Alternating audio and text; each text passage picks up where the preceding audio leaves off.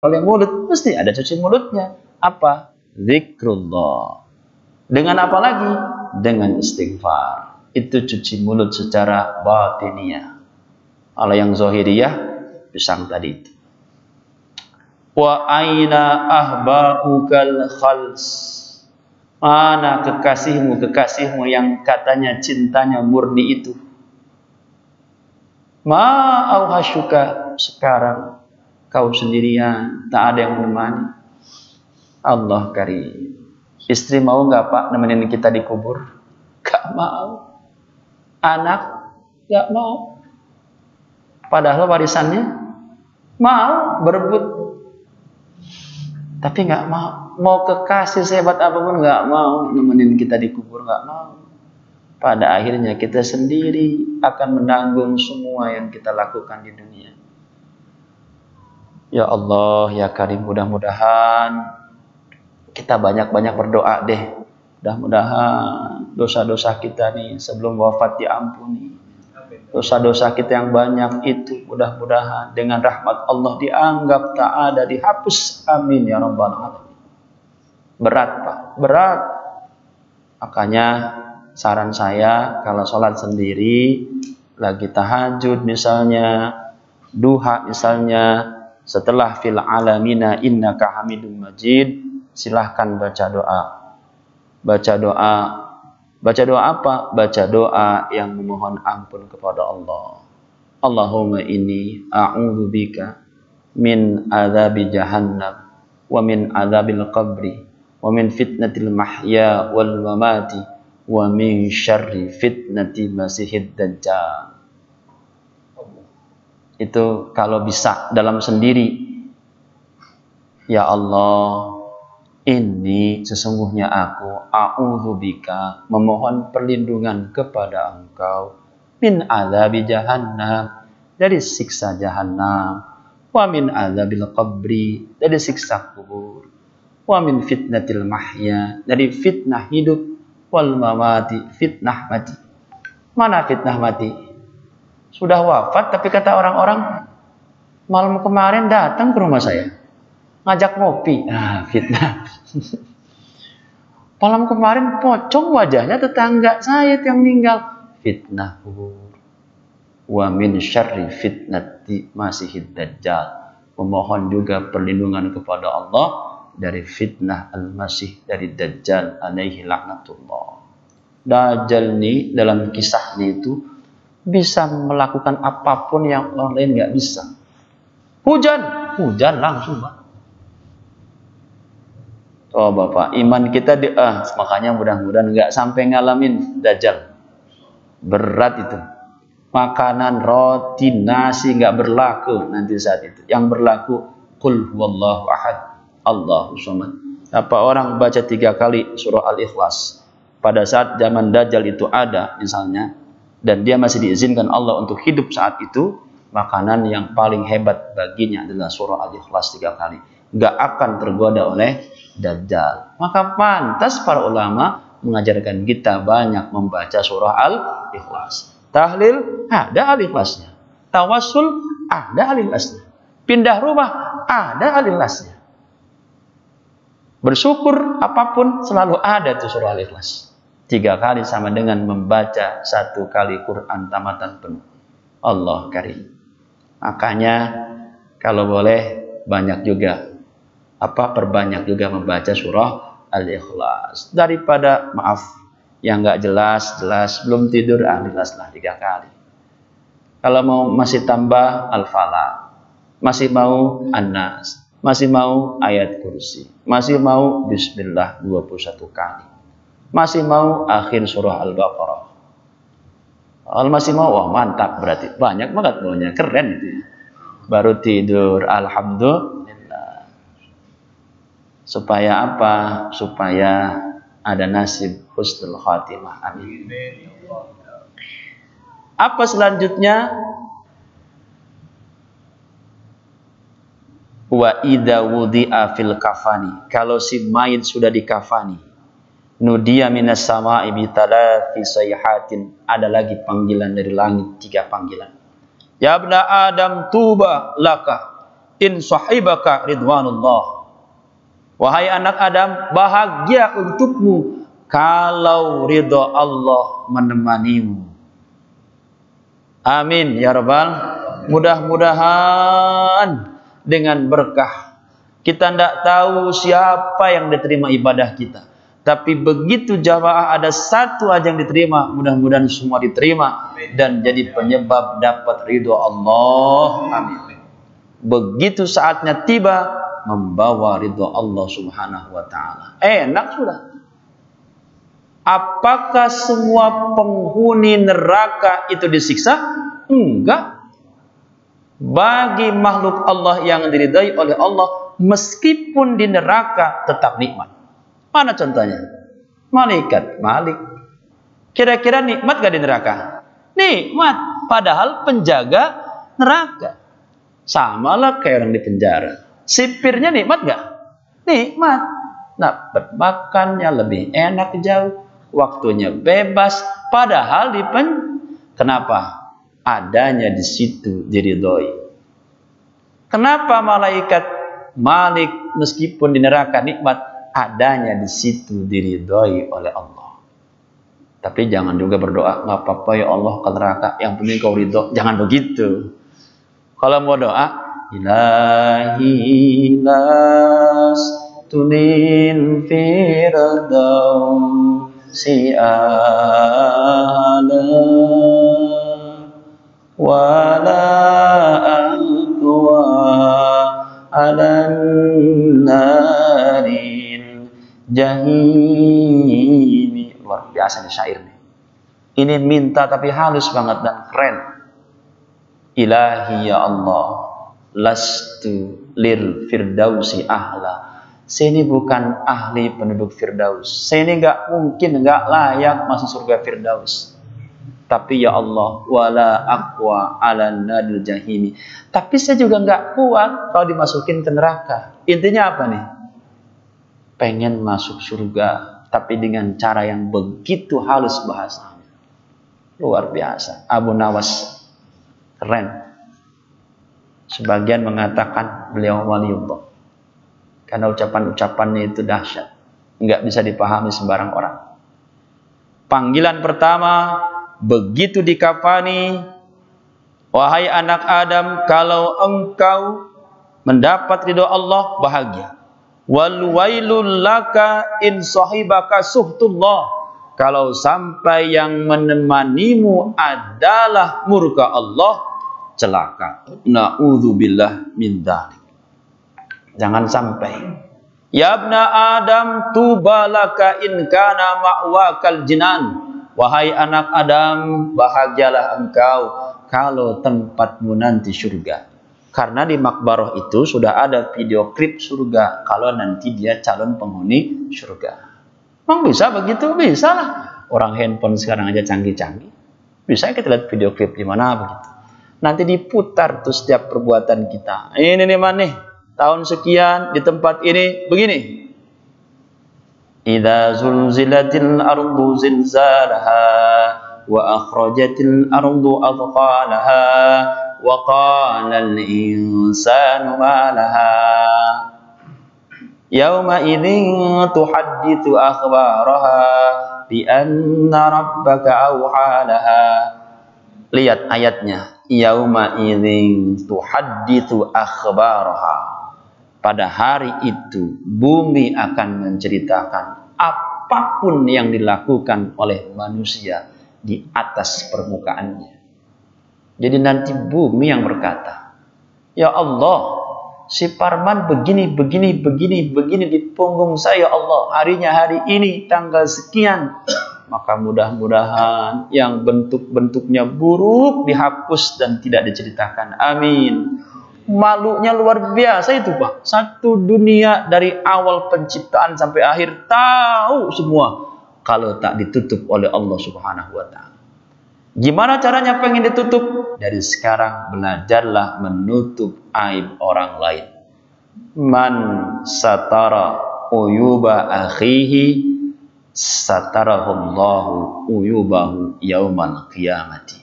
Siapa orang yang menutup aib saudaranya, maka Allah juga akan menutup aibnya nanti di hari kiamat. Jangan dibuka-buka aib saudara sendiri. Kayak senang saudara kita berdosa, jangan tutupi. Kalaupun dibuka pada orang-orang yang bisa menemukan solusinya saja. Ini gimana nih, ada masalah kayak gini? Buka, tapi khusus untuk orang-orang yang kira-kira bisa memberikan solusi dan pandangan-pandangan yang baik ke depannya. Jangan ke sembarang orang, apalagi di-upload di medsos. Jangan, kalau bentuknya keburukan. Jangan. Na'udzubillah min dzalik. Kalau begitu surga, bahagia. Tapi kalau diberikan nanti video klipnya tempat di neraka, wal wail, itu tanda orang yang akan celaka. Na'udzubillah. Apalagi meninggalkan keturunan yang maaf-maaf tak bisa dan tak mau mendoakan ibunya, ayahnya. Maka guru-guru kita pernah bilang begini, seandainya kita meninggal dengan amal yang sedikit, maka kita berupaya meninggalkan keturunan yang solih, karena mereka nanti insya Allah beramal banyak dan amalnya mengalir ke kita. Amin ya Rabbal. Kita ngakulah sedekahnya sedikit, puasanya sedikit, segala macamnya sedikit, tapi semoga anak cucu kita nanti biar banyak, ikhlas dan lain-lain. Mereka beribadah sampai ke kita, mereka baca Quran sampai ke kita. Diisolkan atau enggak, kata 3 imam sampai. Imam Ahmad bin Hanbal, Imam Malik, Imam Hanafi mengatakan, kalau ada anak yang berdoa atau beribadah meskipun tak dikhususkan untuk ibu atau ayahnya, tetap sampai. Kalau Imam Syafi'i mengatakan mesti ada diisolkan. Mana isol itu? Allahumma ja'al wa awthil thawaba ma qara'na. Begitu namanya isol itu. Ya Allah, jadikanlah fahla baca Quran saya, fahla sholawat saya, fahla baca tahlil saya, fahla baca subhanallah saya, untuk ayah saya, Fulan bin Fulan, untuk ibu saya, Fulan, untuk saudara, untuk. Nah, maka supaya mantap, baca aja isol. Begitu selesai, isolkan. Nggak pakai bahasa Arab boleh, silahkan. Ya Allah, bacaan Quran saya untuk. Itu namanya isol. Tapi kalau 3 imam mengatakan tak begitu pun, asal ibunya, asal ayahnya, asal kakeknya sampai. Berarti kalau kita nanti sudah wafat, entah kapan itu kehendak Allah, kita meninggalkan anak cucu, yang anak cucu kita itu rajin mengaji, rajin sholat, ikhlas, maka bahagialah buat kita. Amin ya Rabbal. Jangan sampai kita meninggalkan keturunan yang jauh dari agama Allah. Gimana caranya? Bawalah ke pengajian. Saya kalau di kampung sendiri, saya bawa tuh anak saya itu, yang baik yang cowok maupun yang cewek saya bawa. Siapapun yang ngaji, siapapun, gak mesti orang jauh, ustadz setempat, pokoknya siapa aja ada pengajian. Bahkan bukan pengajian tahlil, karena saya merasa dulu waktu saya kecil, bisa jadi saya bisa dihitung oleh jari lah nggak hadir tahlilan itu. Pokoknya setiap ada yang wafat, meskipun saya baru usia 6 tahun, 7 tahun, saya diizinkan oleh bapak saya untuk hadir tahlilan. Ya waktu itu sih ngejar berkat, Ustaz. Waktu kecil kan ngejar berkat gitu. Ada motivasi ngejar berkat dulu. Tapi lama-lama kok enak ya, zikir bareng, subhanallah bareng, enak ya. Lama-lama paham. Dan alhamdulillah Allah berikan pemahaman. Jadi luar biasa. Maulid Nabi hadir terus. Pokoknya hadir. Zarah ikut. Ke Warudoyong, kemana ikut. Pokoknya kata orang wali, atau orang-orang soleh ikut. Meskipun kita nggak paham. Dulu nggak paham kan. Bismillah. Anak kita ajak Pak ke tempat-tempat yang baik. Kalau memungkinkan. Kalau enggak minimal pengajian-pengajian yang seusia mereka. Bismillahirrahmanirrahim. Sedikit lagi. Ada panggilan yang ketiga. Apa itu? Ya ibna Adam, tadhhab ila safarin ba'id. Wahai anak Adam, kau akan melakukan perjalanan yang begitu jauh. bighairi zadin, tanpa bekal, wa takhruju min manzilika, engkau keluar dari rumahmu, fala tarji'u ilaihi abadal abad, enggak akan pernah punya kesempatan kembali sampai kapanpun selamanya. Sedih, Pak. Kalau ke Surabaya mungkin bisa balik, kalau ke Jakarta mungkin bisa balik, tapi kalau ke alam barzah tak akan pernah bisa balik. Tapi ada itu yang pulang mati suri, belum mati namanya itu, namanya belum mati. Itu hanya istilah kita aja, mati suri. Yang repot lagi, sudah dikasih kesempatan begitu juga nggak taubat. Kenapa, Pak? Saya di sana dibawa ke sebuah tempat. Gimana tempatnya, Pak? Penuh dengan api. Saya berjembat di jembatan apa nggak ngerti, tapi jembatan itu ada di atas api. Terus gimana, Pak? Saya mau terpeleset, tapi saya keburu bangun dan hidup lagi. Besok-besoknya nggak sholat lagi, tetap. Besok-besoknya, ya Allah, mau kayak apa lagi Allah berikan teguran untuk kita?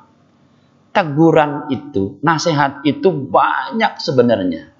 Contoh, dipatuk ular, tapi dikasih izin hidup. Teguran dari Allah, supaya tobat cepat-cepat.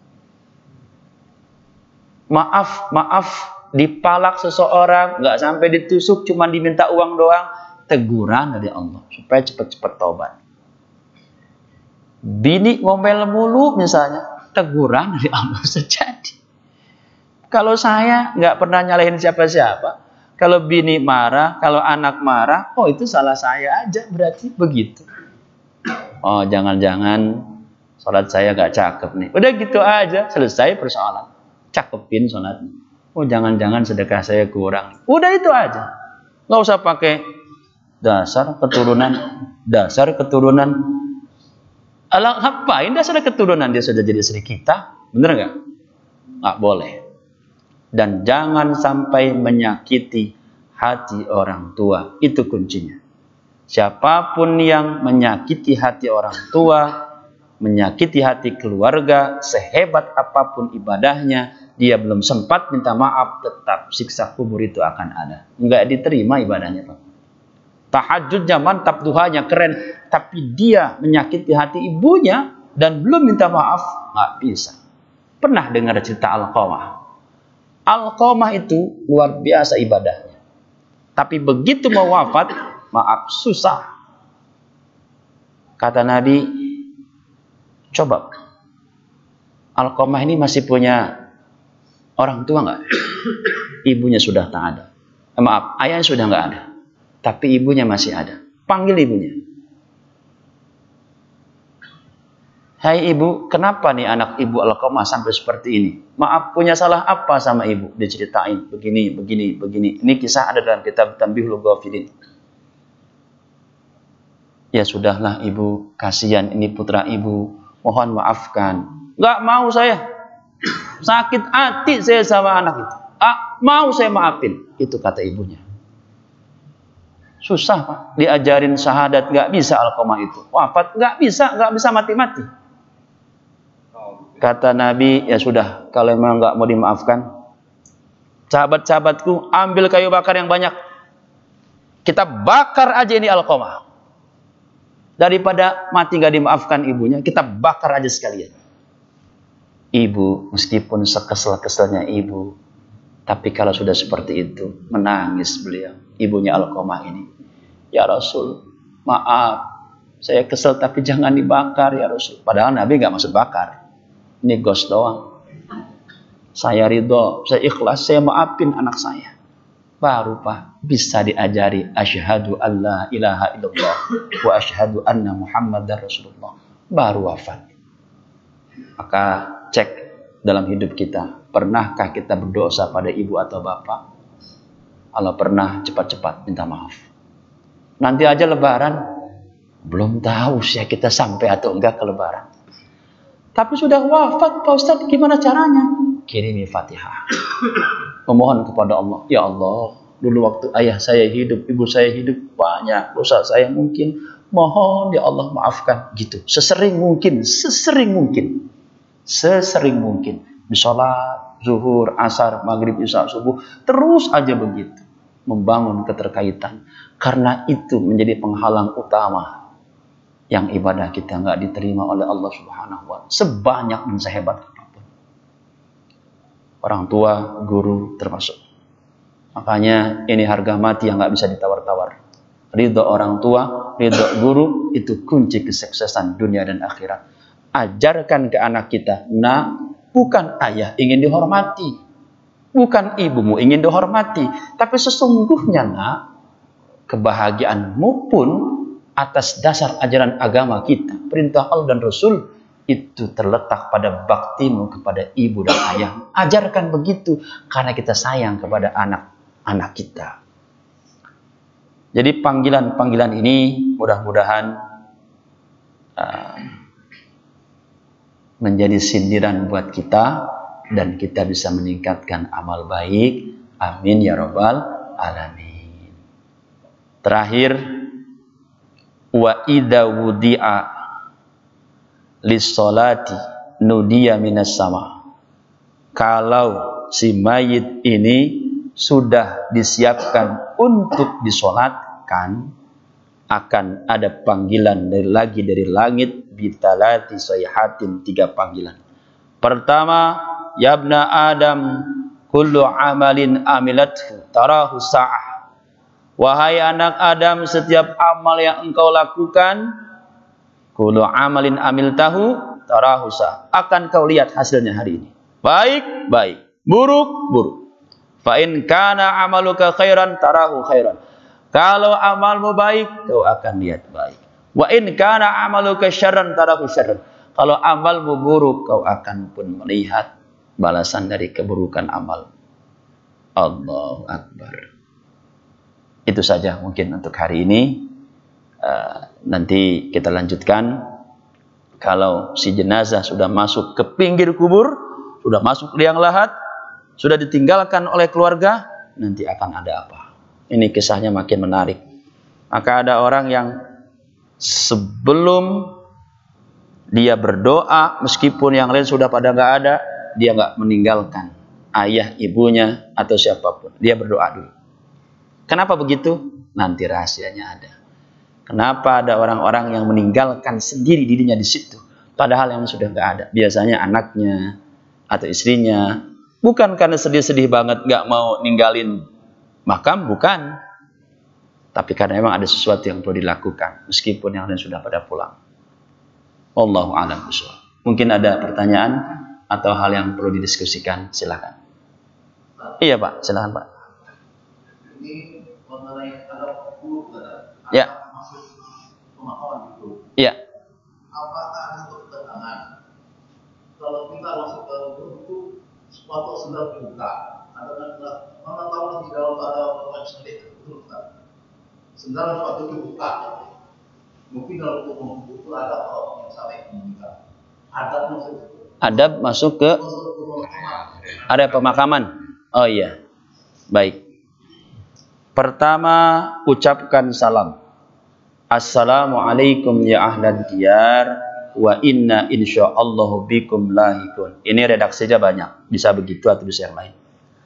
Kedua, betul, memang kita tak boleh, satu, menginjak pusara, menduduki pusara, apalagi orang-orang yang dimuliakan oleh Allah, para aulia, melangkahi pusara, itu bagian dari adab saja, ta'adduban.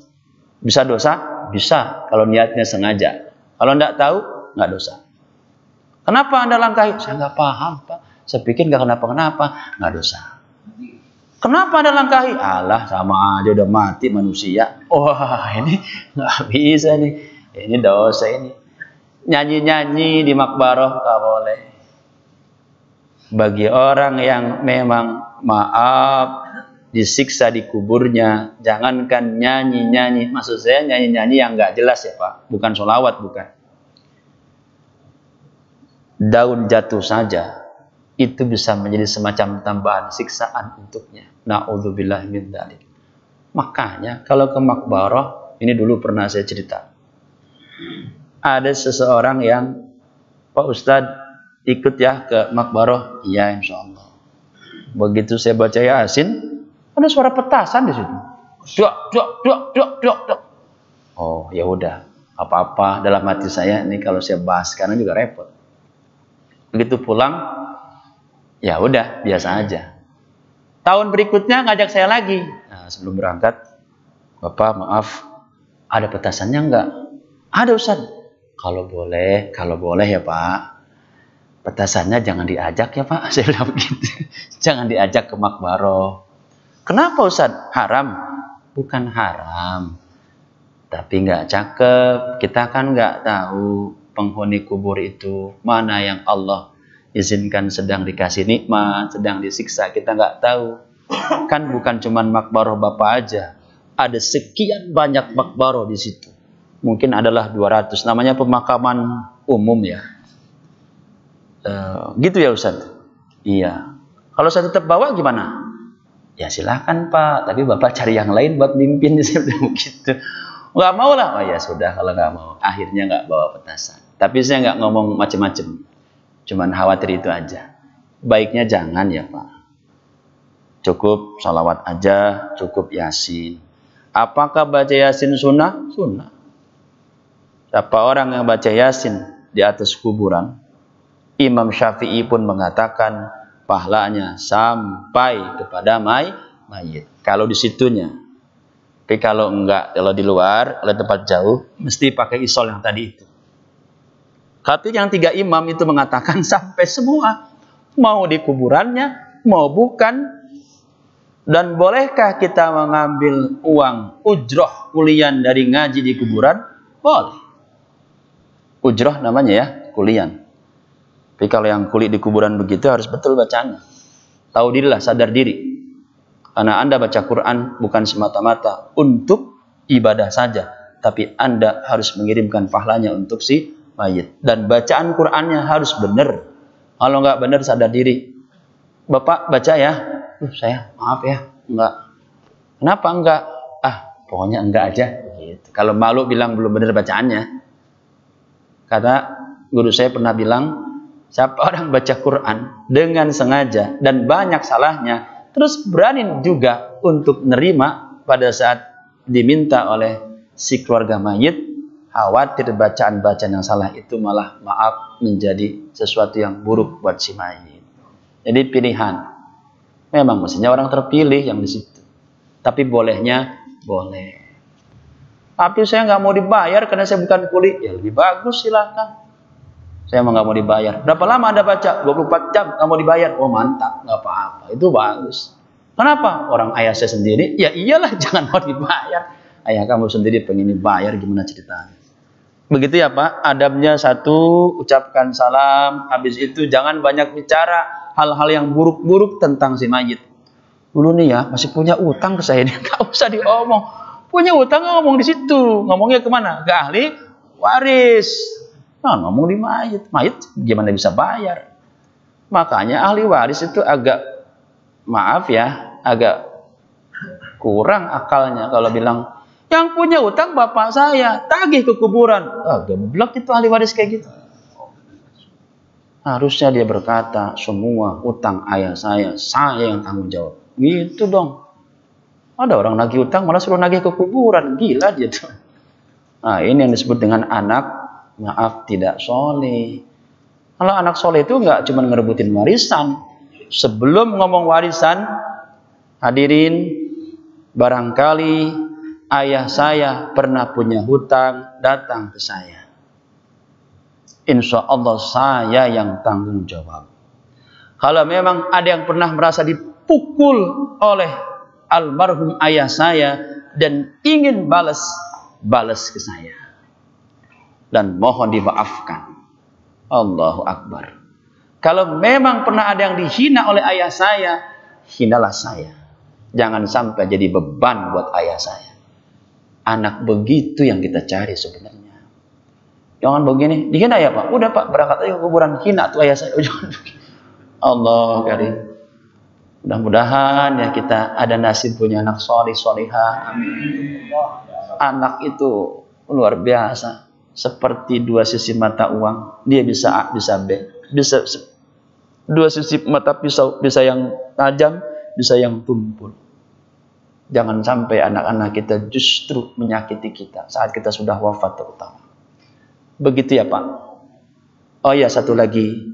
Ketika kita ada di makbarah, kalau memang hanya untuk ngobrol urusan dunia, jangan lama-lama. Bisnis di tempat kuburan, jangan. Ini kalau kita jual ke perusahaan, kuburannya kita pindahin semua, kayaknya cocok nih. Gila ya. Nah, usahlah. Kalau bisa jangan jadi penyebab dipindahkannya kuburan karena kita dijual ke siapa begitu. Kecuali orang lain yang memang ya kita nggak bisa bertahan, ya itu baru. Tapi kalau kita sengaja kita fasilitatornya, jangan. Sian. Dipindahin ke tempat B, digusur lagi. Allahu Akbar. Apalagi di situ ada keluarga kita. Sedih kita Pak. Kalau sampai pindah-pindah. Maaf. Mudah-mudahan yang kena COVID itu suatu saat nggak dipindah-pindah. Kalau dipindah lagi siang, pindah lagi siang. Bisa jadi dipindah karena udah kepenuhan gitu. Dengan alasan kepenuhan dipindah. Lah kan cuma sisa bangkai manusia. Walaqad karramna bani Adam. Allah telah memuliakan anak cucu Adam. Pas lahir aja, tahu Pak saudaranya bayi? Apa namanya Ustaz? Ari-ari. Boleh nggak dibuang sembarangan? Nggak boleh. Karena itu bukan bagian hewan, itu bagian dari diri manusia. Walaqad karramna bani Adam. Meskipun setiap tempat mungkin beda adatnya. Tapi kalau di Sunda biasanya dikubur, dikasih lampu. Itu adat syirik, bukan adat syirik, bukan. Itu dalam rangka ngisi ayat Quran memuliakan anak cucu Adam. Karena itu disebutnya saudaranya persis. Hati-hati, udahlah buang aja, kasih makan kucing. Jangan begitu. Meskipun nantinya sama-sama busuk juga, nggak apa-apa. Ada upaya memuliakan. Binatang yang halal, misalnya belalang, ikan, halal itu. Boleh dimakan? Boleh. Manusia pun sebenarnya mulia. Tapi boleh nggak dimakan? Nggak boleh. Karena saking memperhatikan kemuliaan manusia. Makanya kalau ada orang, maaf, kanibal, ya udah nggak sesuai dengan agama Islam. Itu mungkin. Masih ada yang lain? Iya Pak. Menghadapi kematian, sesuatu yang menakutkan. Ada nggak sisi sedikit ada yang bisa dimakan? Supaya menakutkan. Iya. Cara menghadapi kematian gitu ya Pak. Supaya nggak menakutkan. Ya baik. Tapi saya belum pernah ngalamin sih Pak. Ya, tapi saya baca di kitab-kitab. Ini teorinya. Ini tapi nggak gampang. Pertama, saya pernah berdua agak lama dengan seseorang yang sudah sepuh lah. Saya sempat tanya, Bapak takut mati? Enggak, dia bilang. Kok bisa nggak takut mati? Kenapa Pak? Pertama saya yakin, saya aja pertamanya nggak ada, terus ada. Oh ya sudah, kalau sekarang nggak ada lagi. Santai banget umumnya. Pertamanya nggak ada, terus diadain sama Allah. Kalau Allah mau nggak ngadain lagi, ya nggak apa-apa. Orang tadi aja nggak ada, satu.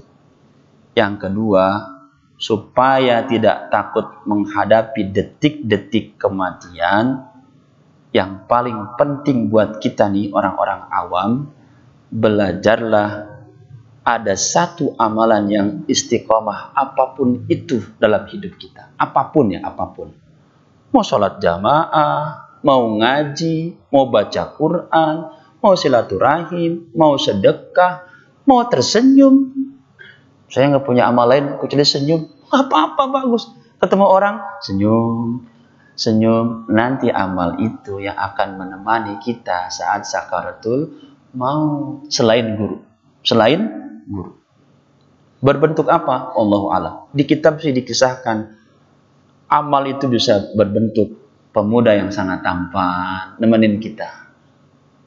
Atau orang-orang yang wajahnya sejuk ketika ditanya, siapa engkau? Aku amal sholatmu. Siapa engkau? Aku amal puasamu. Siapa engkau? Aku amal sedekah. Jadi rame Pak di kubur itu. Kelihatannya aja sekitar berapa meter, begitu sempit. Tapi bagi orang-orang yang diberikan kenikmatan karena amalnya banyak, jadi luas, biasa aja kayak di dunia. Buka kitab Daqaiq al-Akhbar. Di situ orang dia bisa bermain ke tetangga, ke pasar, mungkin di sana juga ada fresh market, mungkin, Allah alam nggak tahu. Tapi dikisahkan begitu. Pernah kurban, dia bisa punya kendaraan di situ. Jadi caranya yang kedua ada amal yang istiqomah. Yang ketiga pastinya harus ada guru.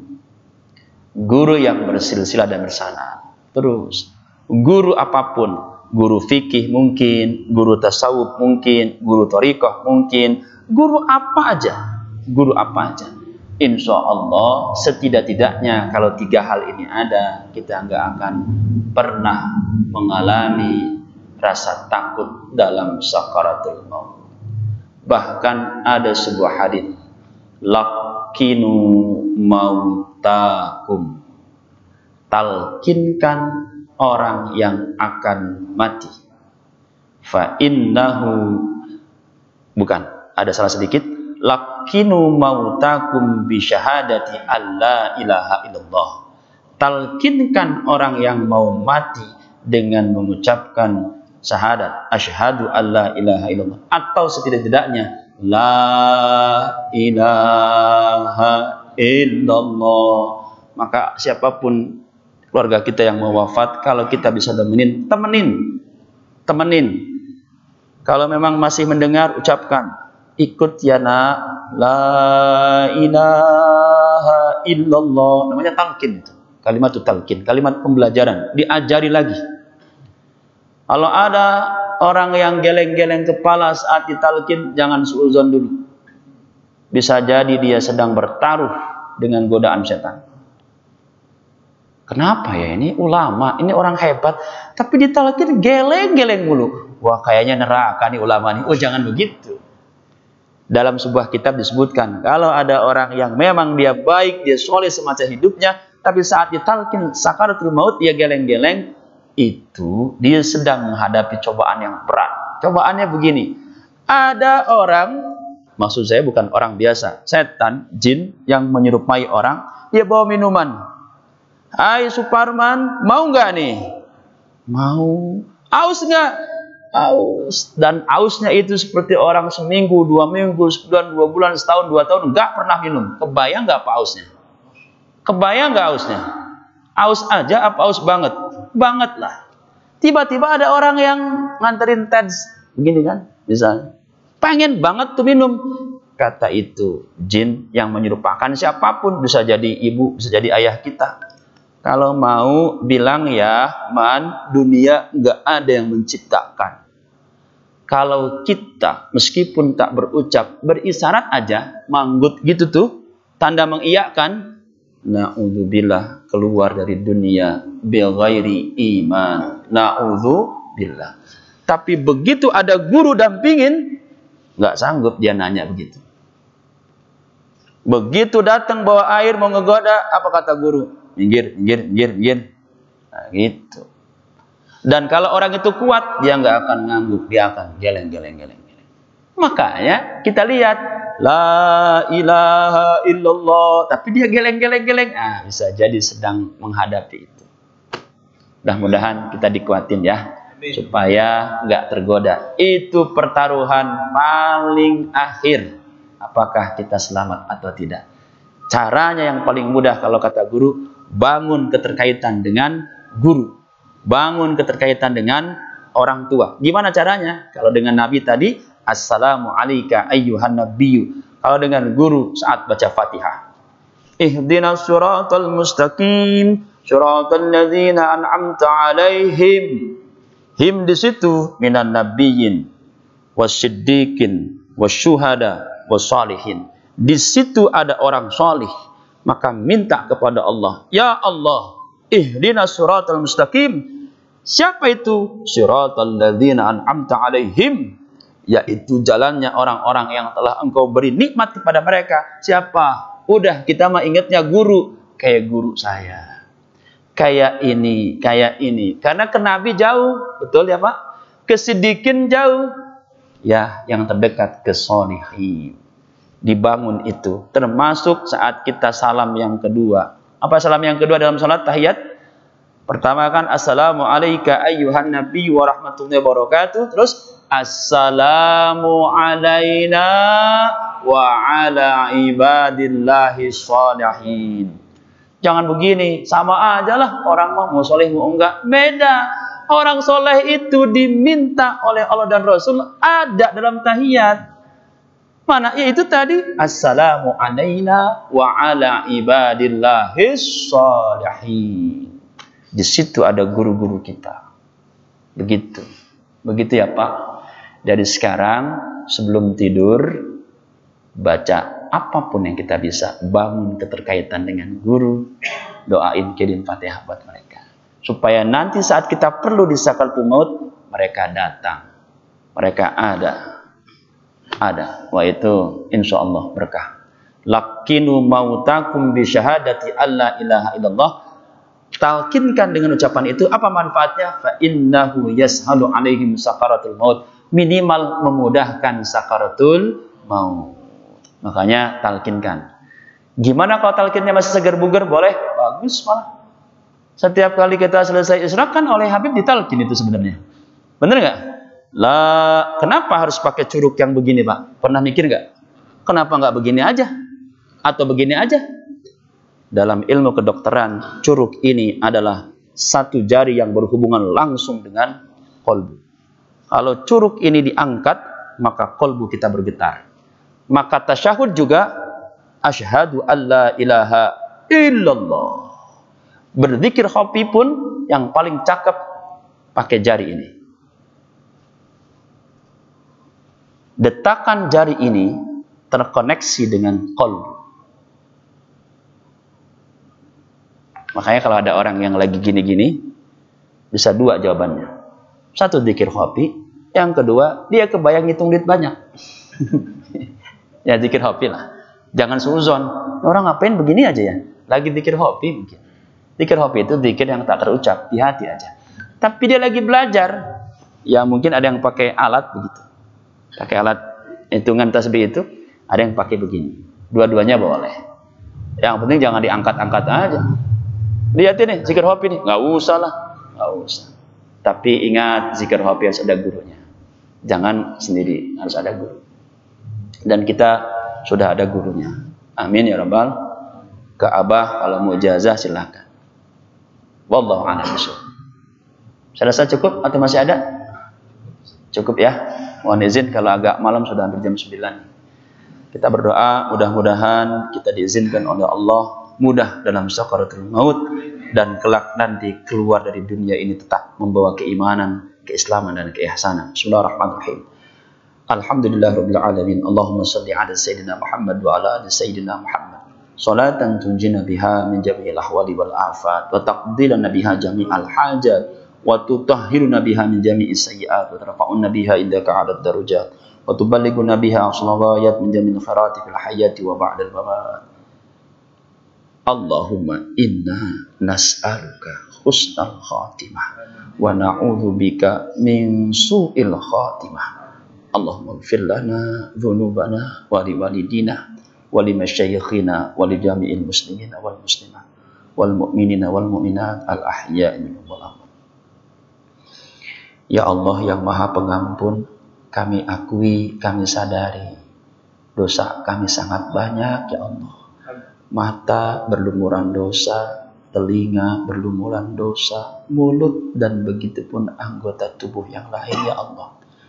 Tapi kami juga yakin Engkau Zat yang Maha Pengampun. Ya Allah, Ya Ghafur, Ya Rahim. Mohon ampuni dosa-dosa kami ya Allah. Mohon ampuni dosa ibu ayah kami ya Allah. Mohon ampuni dosa ibu ayah mertua kami ya Allah. Mohon ampuni dosa guru-guru kami ya Allah. Mohon ampuni dosa anak-anak kami ya Allah. Kalau mereka kadang membantah kami, itu salah kami mungkin ya Allah. Jangan siksa mereka ya Allah. Ya Allah yang maha memberikan cahaya kebenaran. Anugerahkan cahaya kebenaran itu di hati kami ya Allah. Mampukan kami menggenggam dan melaksanakannya ya Allah. Ya Allah yang maha menentukan masa depan semua manusia. Kami akui, kami sadari, kami ini tak layak disebut orang soleh ya Allah. Tak layak disebut orang baik ya Allah. Tapi kami tetap ingin berharap punya anak-anak yang soleh, anak-anak yang baik ya Allah. Agar kelak ketika kami masuk ke alam barzakh, mereka beribadah kepadamu, mereka berzikir, mereka berdoa, mereka membaca Quran, dan pahalanya sampai untuk kami ya Allah. Kami nggak tahu kami nanti mati dalam keadaan seperti apa ya Allah. Tapi kami ingin dengan wasilah keberkahan guru-guru kami ya Allah, ingin meninggal dalam keadaan husnul khotimah. Seandainya permulaan hidup kami kurang baik, pertengahan hidup kami juga masih kurang baik ya Allah. Kami ingin di akhir hidup kami dalam keadaan yang baik ya Allah.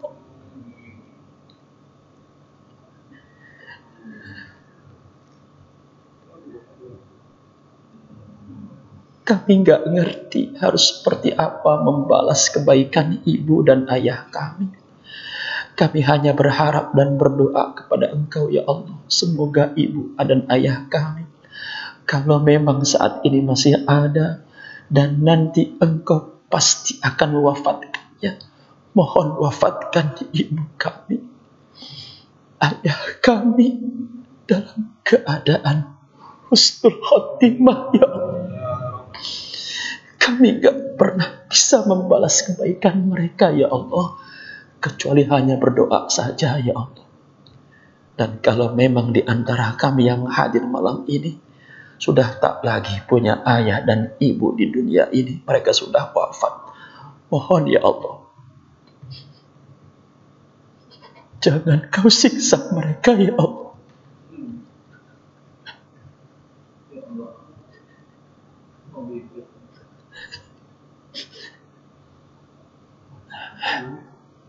Jangan jadikan alam barzakh siksaan buat mereka ya Allah.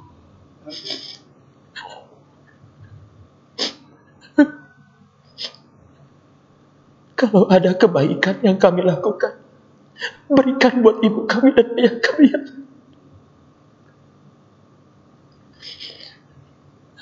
Kalau banyak keburukan yang kami lakukan, jangan berikan buat mereka ya Allah.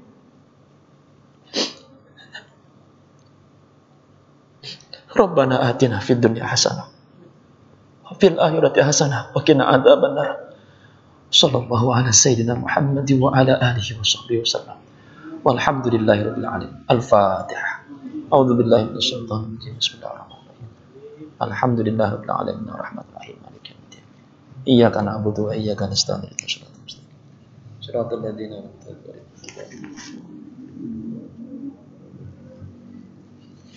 Terima kasih dan mohon maaf. Assalamualaikum warahmatullahi wabarakatuh.